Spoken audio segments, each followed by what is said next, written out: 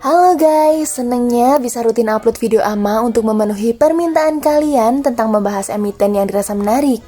Seperti yang satu ini, ada emiten yang mencuri perhatian Filbert dari salah satu komentar yang ditulis di bawah. Penasaran juga apa emitennya? Langsung aja, ini dia pertanyaannya. Bahas Eral bang. Halo semua, kembali lagi bersama saya Filbert dari komunitas Filbert Game Plan. Pada sesi AMA kali ini, kita akan menjawab pertanyaan salah satu teman kita yang menanyakan terkait saham Eral. Mari kita mulai.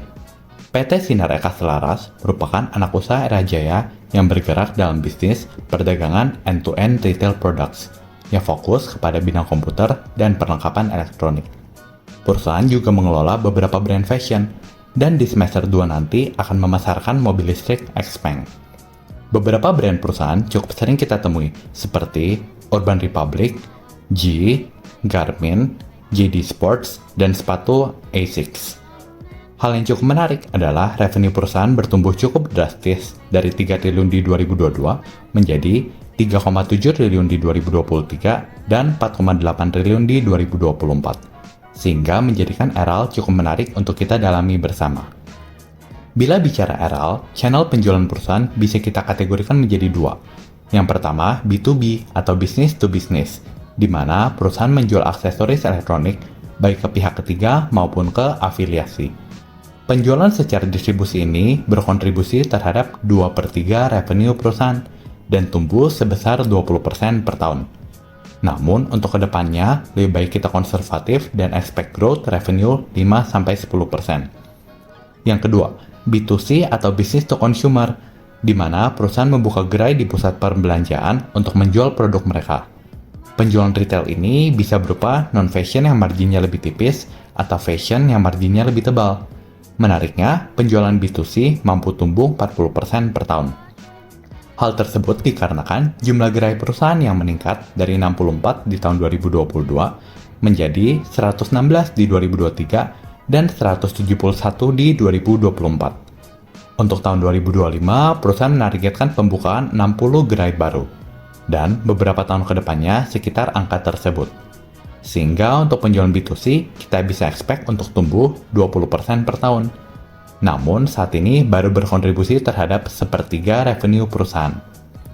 Baik, kita tahu kalau revenue perusahaan secara historis mampu tumbuh pesat, dan ke depannya seharusnya tetap bertumbuh lumayan.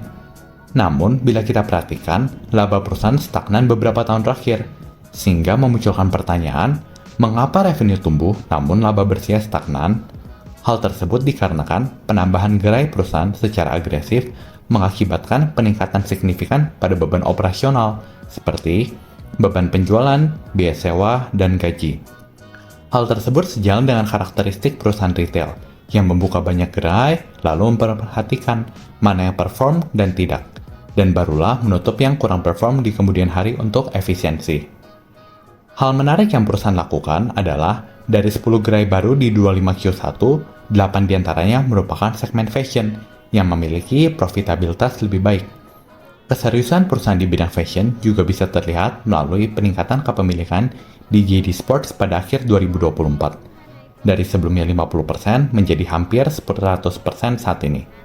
Sehingga kita bisa expect revenue Eral tumbuh 20% per tahun.